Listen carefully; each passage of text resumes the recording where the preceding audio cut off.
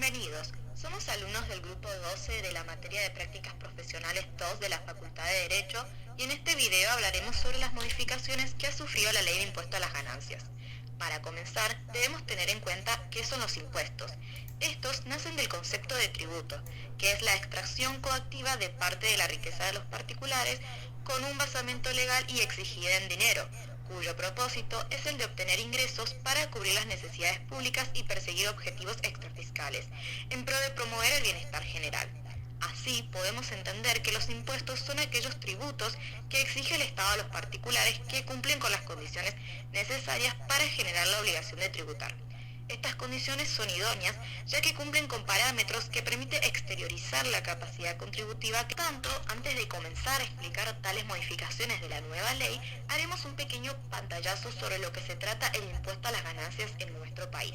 Así que debemos preguntarnos, ¿qué es el impuesto a las ganancias? El impuesto a las ganancias, o sobre la renta, es un tributo que se aplica sobre los ingresos percibidos por personas, empresas o cualquier entidad legal como medio de recaudación estatal. De este modo, el impuesto a las ganancias en Argentina es un tributo en el que las personas físicas y empresas pagan al Estado en función de los ingresos que declaren haber tenido en el curso del año. Se dice que es un típico impuesto al ingreso que se le cobra a cada persona que trabaja en blanco. El artículo primero de la Ley 27.430 define a la ganancia como todas las ganancias obtenidas por personas humanas, jurídicas o demás sujetos indicados en esta ley quedan alcanzados por el impuesto de emergencia previsto en esta norma. Las sucesiones indivisas son contribuyentes conforme lo establecido en el artículo 33. Los sujetos a que se refieren los párrafos anteriores, residentes en el país, tributan sobre la totalidad de sus ganancias obtenidas en el país o en el exterior, pudiendo computar como pago a cuenta del impuesto de esta ley las sumas efectivamente abonadas por impuestos análogos sobre sus actividades en el extranjero, hasta el límite del incremento de la obligación fiscal originado por la incorporación de la ganancia obtenida en el exterior. Los no residentes tributan exclusivamente sobre sus ganancias de fuente en Argentina, conforme lo previsto en el título quinto y normas complementarias de esta ley. Además, nuestra Constitución Nacional menciona a los impuestos en el tan anhelado artículo 16. La igualdad es la base del impuesto y de las cargas públicas. ¿Por qué es importante este impuesto? Bien, los impuestos son una forma para que el Estado logre su función de redistribución. El Estado interviene para corregir la distribución de la renta que surge del funcionamiento de los mercados. El objetivo es obtener una distribución equitativa de la renta. La elección del criterio de equidad adecuada no es un problema económico, sino más bien filosófico o ideológico.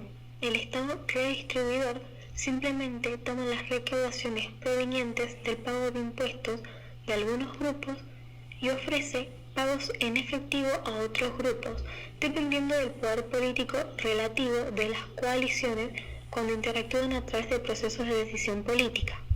Propiciar la equitatividad de la distribución del ingreso es un rol esencial del Estado. La disputa distributiva que se ha desplegado refleja que un 10% de los ingresos totales del país dejó de ser percibido por los sectores más ricos y logró redistribuirse para los sectores que menos tenían. No ha sido la clase media a la que se le expropió de dicha renta, sino que ésta también ha sido beneficiada. Los más afectados fueron los ricos. Entre los ricos, dado que el 10% más rico se había apropiado del 39,3% de la riqueza en el 2003 y su participación pasó al 29,8% en el 2013. Es decir, ese 10% que se redistribuyó proviene de las personas más ricas. Los alcances de intervención del Estado son tema de debate y presencia cotidiana, ya que la distribución de la renta resultante de la acción del mercado difiere de lo socialmente deseable y este claramente no lo provee. Modificar la injusticia distributiva no es un proceso sencillo y puede ser realizado por el esfuerzo individual. Solo con igualdad igualdad de oportunidades no basta, sino que centrar el desarrollo de políticas de redistribución. La desigualdad tiene su origen en el pasado colonial, las dictaduras y es expresión de un capitalismo excluyente.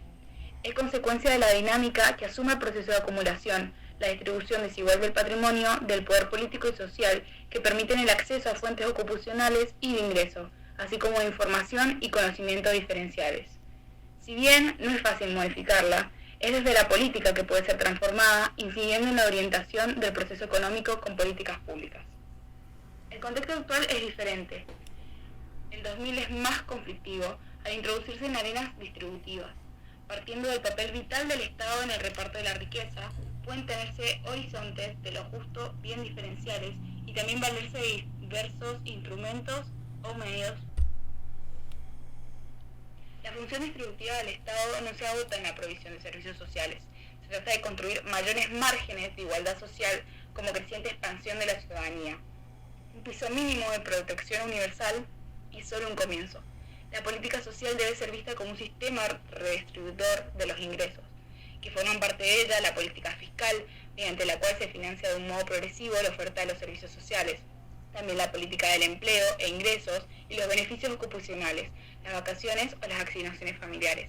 Y a partir de considerar que el acceso a un empleo productivo y un salario justo tiene un fuerte impacto sobre la distribución funcional del ingreso, y lo que tradicionalmente se conoce como la administración de los sectores sociales, la política educativa, de salud y de vivienda, a la que debería agregarse otra dimensión vital para la redistribución de poder que se refiere a las instancias de representación, organización y participación de todos los sectores de la sociedad.